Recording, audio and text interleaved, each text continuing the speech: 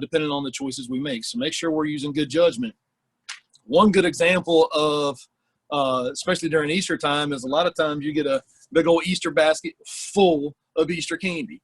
And using good judgment would be making sure you brought Coach B half of that, because that way you're not eating all of it. The other way of using good judgment would be don't sit down and eat all the candy at once, because that's going to make you sick and it's bad for your body. So don't eat tons and tons and tons of candy just because you have it. Okay? I mean, you can ration it out over a good month or two and have a little bit each day, but don't eat tons and tons of candy at one time. It can make you sick. It's not good for your body. So we want to make sure we're staying super, super healthy and all that good stuff. Speaking of healthy, our healthy habit this week is play. That means you need to be outside playing as much as you can. I think a lot of kids may be on spring break this week, so get outside and play as much as possible. Don't be inside playing video games. Go outside and play.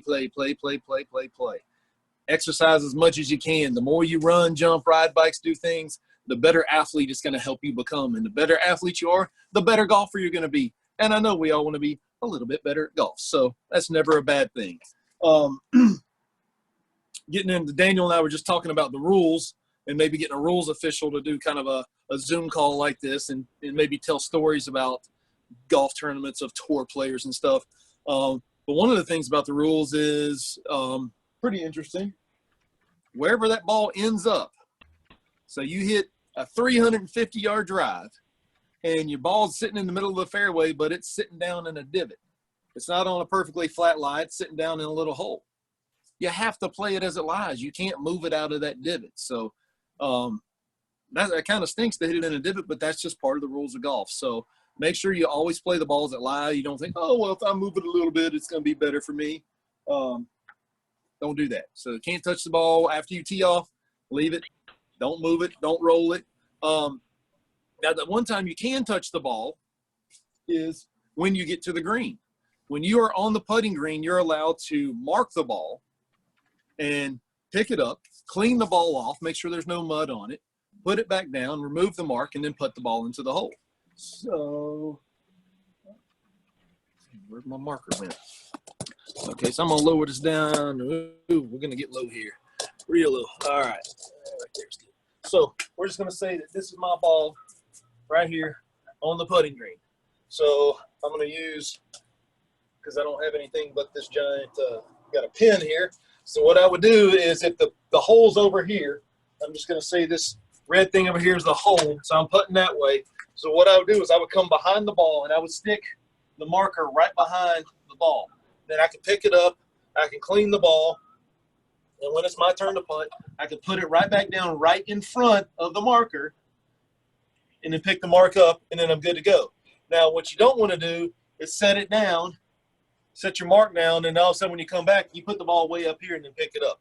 That's cheap. You move the ball closer to the hole. So make sure you put the marker right behind the ball. Most people use a ball marker, or they use a coin. I like a 1967 quarter.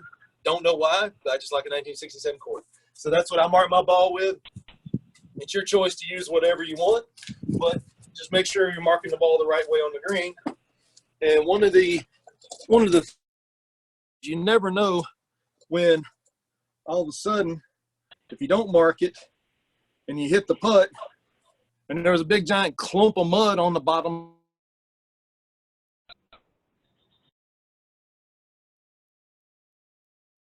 Oh, I just lost my ball. There it is. Okay. So clean it off. That way it's going to roll as smooth as possible across the green and go in the hole. Sounds pretty good.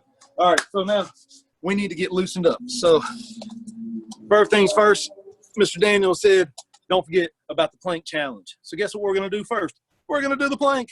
Okay, so I need everybody get down on the ground. And remember, we want a good plank position.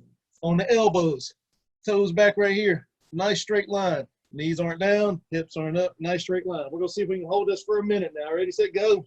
We're going to hold it here. Hold it, hold it, hold it. Now, I know the person leading is somewhere like 8 minutes doing this right here. We're going to do this for 1 minute. Let's see how good you are. And one of the things about doing planks is if you do these every single day, you're going to get a little better each day. You're going to get a little stronger. You're going to get Your abs are going to get tighter. It's going to help you hit the ball farther. And not only in golf, it's going to help you in all sports. So it's very important. We got about 20 seconds to go, so keep holding it. Come on. Don't sag down. Push through it. Oh, man, I know it can hurt a little bit. Yeah, still going. 10 more seconds to go. Oh, my goodness. I know some of you might start to shake a little bit. That's okay. Maintain a good line and stop. Okay. All right, that's just 1 minute. Now, like I said, somebody did that for a really long time already, but I want to see who can do it the best, the longest. And just because you may not be at that upper end of it doesn't mean you can't improve every single day and get better and better and better at doing something like this. And the more effort you put into it, the more every time you get up every day and go, you know what? I'm going to knock out a 1 minute plank. Then I'm going to do a 2 minute plank. Then a 3 minute plank and just see how much better I can get each day. Now, bear crawl. Oh, man, bear crawl. Now, this is one exercise I really like a lot because it forces you to use some coordination. Because what we're going to do is we're going to bear crawl forward. So we're going forward, and then I want you to go backwards. And I want you to go forward faster. Then I want you to go backwards faster. Now I want you to be honest with yourself. How much slower are you when you have to go backwards? Usually we're a lot slower. So the better you work on your coordination doing this, the faster you can go backwards. Okay. Next one is, we'll call this the Teeter Totter toe touch. I know that's a mouthful. So what I'm going to do is I'm going to stand on 1 foot here. And what I want to do is I want to try to lean forward and touch that toe and keep my balance. Whoa, that's a tough one. So we're going to go forward, touch the toe, and come back up. Oh, now let's do the other side. So our right hand's going to touch the right toe. Get your balance. Teeter forward, touch the toe, come back up. Go forward, touch the toe, come back up. Oh, you got to keep your balance. So A, you're working on balance, and B, you're working on flexibility. Both of those are pretty good right there. All right, so now we're going to do some windmills. So I want your feet maybe a little more than shoulder width apart right here. And we're going to bend over from our hips. So I want really almost a flat back, arms out like this. And we're going to go from left hand to right toe, right hand to left toe. We're going to go back and forth, doing some windmills here. And this is going to help with the flexibility and help us turn our shoulders a lot more as well, which helps with our golf game. Always important. We always want to do stuff that not only helps our fitness, but helps our golf game as well. Okay. Now we got to play some games, right? We need to play some games. Well, I like to play games. So we're going to do a couple putting games today. I always like putting. Putting's the best way to get better and get better faster. Now, just think about this. The size of the swing is going to determine how far it goes. So if we use a huge swing on a little short putt, probably not going to make it. Or if we got a really long putt and I only use a tiny little swing, it may not go as far. So it's up to you to understand how big of a swing you need to make to get the ball to go a certain distance. Size of the swing determines how far it goes. So first game today, we're going to play zombie attack. Now, obviously, at all of our sites, we have these zombie things that we can put to. But since I'm not at a site, and neither are you, what I did is I made some zombies. So I drew some gruesome-looking guys on some pieces of paper. I know zombies aren't pretty. Neither are these guys. So just make sure just draw them on there if you want. I roll them up, tape them here. But then I also took like a toilet paper roll or a paper towel roll underneath to help them stay up a little bit better.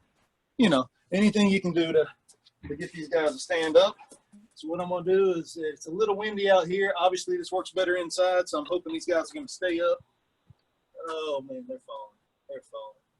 Come on, stay up. All right. I'm going to drop this down again. Okay. As a matter of fact, I'm going to come over here. So you can see I got these guys lined up here. So way back here, I'm going to try to roll. So the point of zombie attack is, and if you're doing this inside your house, you want to put them pretty far away, like all the way down a hallway or something like that. So every time you putt, So I'm gonna stand up here. I'm gonna try to knock down a zombie. If I knock down a zombie, I got it. So now that zombie's not gonna come eat my brains. So that's pretty good. I don't have too many to spare. So I wanna make sure that that's good. But after I hit one putt, we're gonna move the zombies a little bit closer. Ooh, so that means it's gonna get tougher because it's called zombie attack. The zombies are after me. Oh man, let's see. I'm gonna hit a putt this time, and oh no, I missed them. So now, guess what? The zombies move closer. So you're gonna mark off, like 4 distances, and you're gonna try to hit. So now they get a little bit closer, so it should be easier. Okay. Oh, I got it. Okay, knock that one down. Now, get even closer. So I got one last putt here. Now, if I were to miss this one, the zombie would get me. That means he would have got all the way to me. But luckily, I got him. I'm the super zombie hunter of the day. So just one way to play games in your house, doing some zombie attack. So I want to actually see, I challenged another class of this.